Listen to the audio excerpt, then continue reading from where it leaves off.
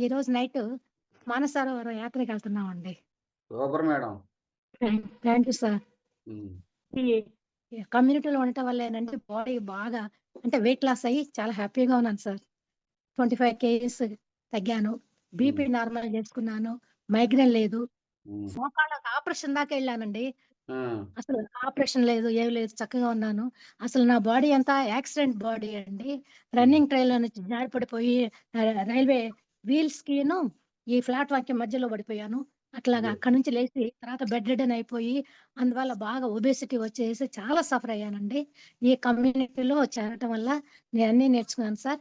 అన్నీ ఫాలో అవుతూ చక్కగా నేను హ్యాపీగా ఉన్నాను సార్. మా కోచ్ బ్యాంక్ దగ్గర ఇన్విటేషన్ కార్డ్ ఇచ్చారు. అది తీసుకొనొచ్చాను. వచ్చిన రోజే ఆ 2 గ్లాసెస్ తీసుకున్నాను.